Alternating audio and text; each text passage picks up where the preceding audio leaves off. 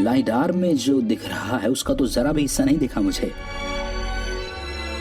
Temples और palaces वाला एक सेंट्रल कॉम्प्लेक्स, चारों तरफ है अब तक अनजान रहे स्ट्रक्चर्स। ये सब बनाया है मायंस ने 1000 साल से ज्यादा पहले। एक पेड़ तक को हिलाया नहीं गया है और ये सब दिख रहा है। नॉर्थ ग्वाटेमाला के पटैन इलाके में सर्वे एरिया के पार लाइडर के नतीजे नई खोजों से पर्दा हटा रहे हैं। यहाँ पूरी बनी अनजान सिटीज हैं। पूरी सिटीज जो पहले कभी खोजी नहीं गई थी वो सब अचानक से सामने आई हैं पटैन में। बिल्कुल, देखोगे? हाँ। जरा नॉर्थ में चलो। नॉर्थ में चलते हैं। देखो वो वहां पर डेटा सेट के उस कॉर्नर में, वो देखो। हैरानी की बात है, लाइडार सर्वे से पहले इस पूरी सिटी के बारे में कोई जानकारी ही नहीं थी। ये 10,000 नई खोजों में से महज एक है। वहां पर ये शायद एक और बड़ा टेंपल कॉम्प्लेक्स है जिसके साथ एक पैलेस बना है। सिटी का पता लगाने के बाद फ्रांसिस्को ने इसे नाम दिया है का नाउ ना, मतलब सेलेस्टियल पैलेस।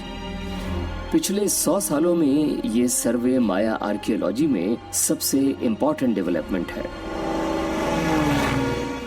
नया सर्वे नॉर्दर्न ग्वाटेमाला में माया वर्ल्ड के विशाल हिस्सों का एक मैप है और टीम की पुख्ता जानकारी के मुताबिक उस दुनिया में दफन है छुपे राज जिन्हें इंतजार है खोज कर उजागर किए जाने का। ओ वाह वाह, गजब।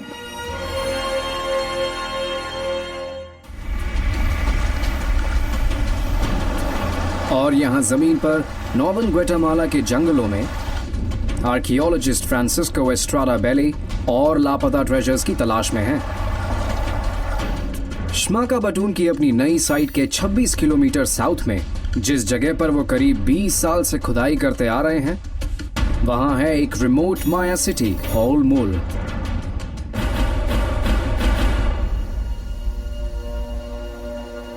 यहां फ्रांसिस्को ने कुछ कमाल की खोज की है जिसमें शामिल है शाही कब्रों का एक पूरा कॉम्प्लेक्स। और इस वक्त वो उस तरफ जा रहे हैं जहां मिल सकती है एक और कब्र। संभल के, होल में मत गिर जाना।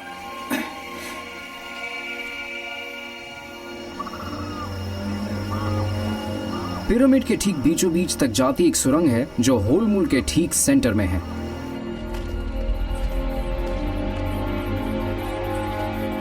बहुत ही तंग जगह ही है।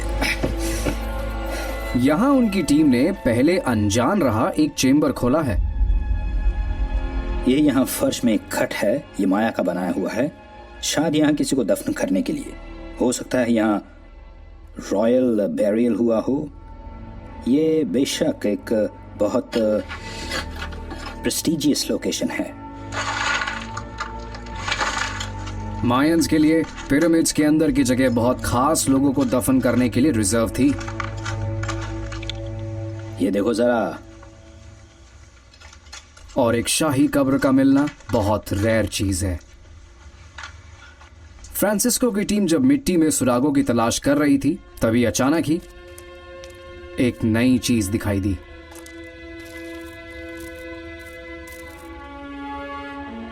हमें यहाँ नजर आई है एक प्लेट उल्टी रखी हुई। पहले तो ये बस एक कमाल की चीज लगी, पर जैसे ही फ्रांसिस्को ने उसे पलटा, लगता है जैसे हाल में पेंट की हो। वो निकला एक चढ़ावा। मैं पहला आदमी हूं जिसने इसे 1400 साल बाद हाथ में पकड़ा है। ये एक सुराग है कि यहां नीचे ठीक ठाक हालत में कोई कब्र हो सकती है।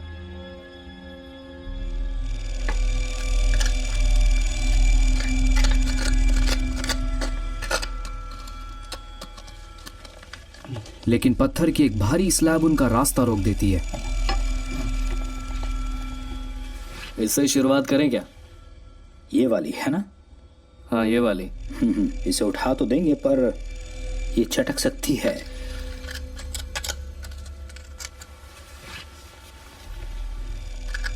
हम नहीं चाहते कि इसके नीचे का कुछ टूटे। एक छोटी सी चूक सब कुछ बर्बाद कर सकती है। इसने तो दिमाग ही घुमा दिया पूरा। उठाओ उठाओ, शाबाश। हाँ ठीक है। इससे पता चलता है कि ये कब्र किसी ऊंचे स्टेटस वाले की हो सकती है, लेकिन एसिडिक लाइमस्टोन वाली इस मिट्टी में इंसानी अवशेष शायद ही सलामत हो। और भी पत्थर हैं यहाँ।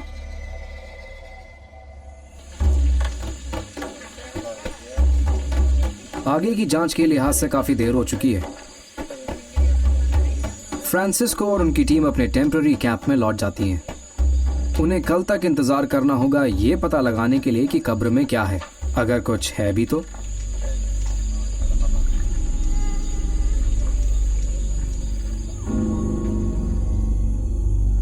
कई आर्कियोलॉजिस्ट्स अपना पूरा करियर लगा देते हैं पर उन्हें एक भी शाही कब्र नहीं मिल पाती, लेकिन फ्रांसिस्को की उम्मीद बरकरार है, क्योंकि होलमुल में वो ढूंढ चुके हैं 3 कब्रें।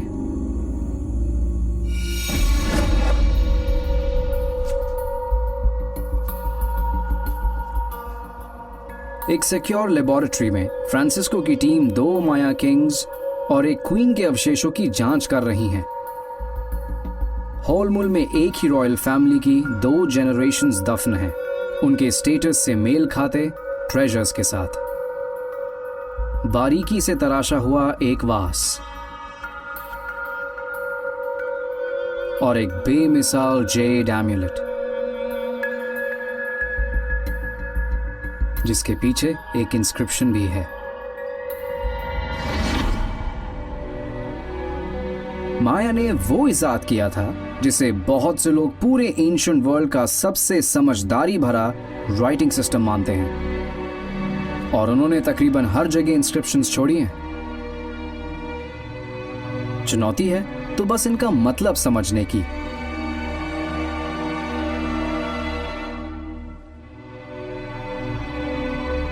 साइमन मार्टिन माया राइटिंग पर दुनिया के लीडिंग एक्सपर्ट्स में से एक हैं।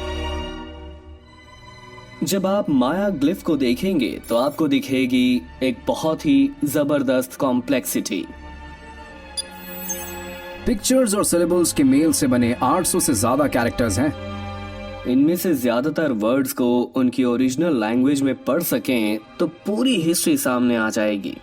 और फ्रांसिस्को के एम्यूलेट पर लिखी इंस्क्रिप्शन आज तक सामने आई बेहद हैरत अंगेज कहानियों में से एक का हिस्सा है।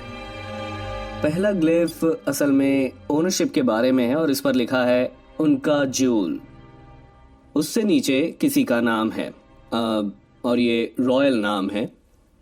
और फाइनली यहाँ पर जो है वो सबको एक कॉन्टेक्स्ट में रखता है। ये रॉयल टाइटल है स्नेक किंगडम का, अकूल कनो अहाव। द स्नेक किंग्स, एक रॉयल फैमिली जिसने गुमनामी से उठकर उसे खड़ा किया जो माया के कभी रहे एम्पायर के सबसे नजदीकी था। इनके जैसा कुछ और नहीं है। उन्होंने इंटीग्रेशन का वो लेवल हासिल किया था जो और कोई माया किंग हासिल नहीं कर पाया। माया इंस्क्रिप्शंस को पढ़ पाने से पहले तक हमें यह भी नहीं पता था कि कभी स्नेक किंग्स भी हुआ करते थे। आज इंस्क्रिप्शंस की बदौलत हम जानते हैं कि वो दूर सुदूर नॉर्थ से एक के बाद एक सिटीज में अपनी ताकत को बढ़ाते गए थे। इससे पता चलता है कि वो कितनी दूर तक फैले थे।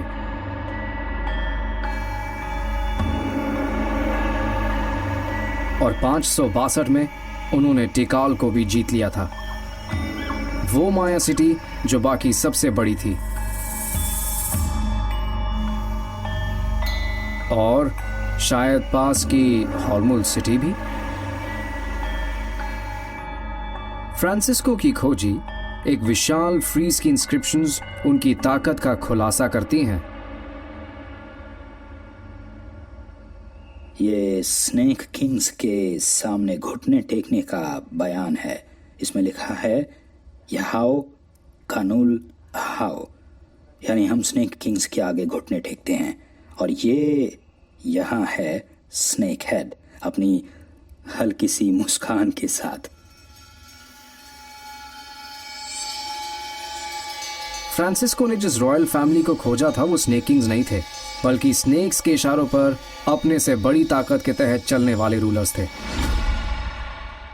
गठजोड़ अक्सर शादियों के जरिए किए जाते थे, स्नेक प्रिंसेस और लोकल किंग्स के बीच। ऐसी डरावनी रस्मों के साथ स्टिंगरे के कांटे से किंग अपने पीनस से खून निकालता था और प्रिंसेस अपनी जीभ छेद कर अपने खून को उसके खून से मिलाती। इस दमदार और पवित्र शाही मिक्सचर को फिर अपने पूर्वजों की रूहों को बुलाने के लिए एक चढ़ावे के तौर पर जलाया जाता था।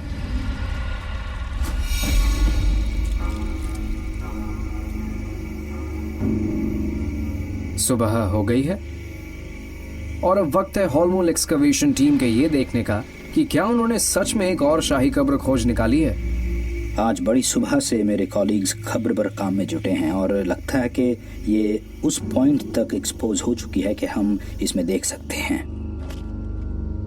पिरामिड के अंदर लौटकर फ्रांसिस को खोद कर निकाली गई नई कब्र को देखते हैं। ओह वाह वाह, गजब! यहाँ एक कंप्लीट स्केलेटन है और ये अच्छी हालत में नजर आ रहा है। एक फीमेल, हड्डियों के आसपास बिखरे हैं प्रेशियस स्टोन्स। माउंट एरिया में एक जेड बीड है। ये जाहिर तौर पर एक स्टेटस सिंबल है। जेड नेकलेस के बचे टुकड़े। माया की नजर में जेड गोल्ड से भी ज्यादा कीमती था। हैरानी की बात है, उसके दांत में भी एक जेड बीड लगा दिखता है। मुझे जरा भी शक नहीं कि इसका स्टेटस रॉयल था। कब्र की लोकेशन,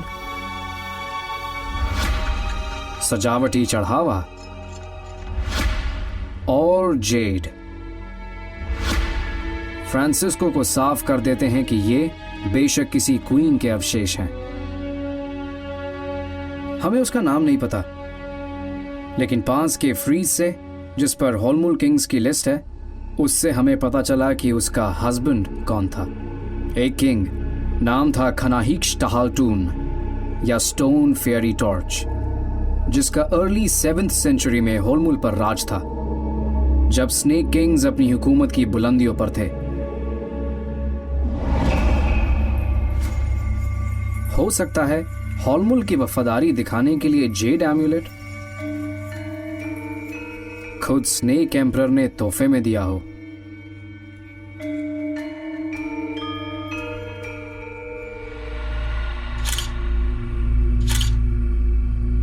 हो सकता है कि नई खोजी गई क्वीन खुद एक स्नेक प्रिंसेस रही हो।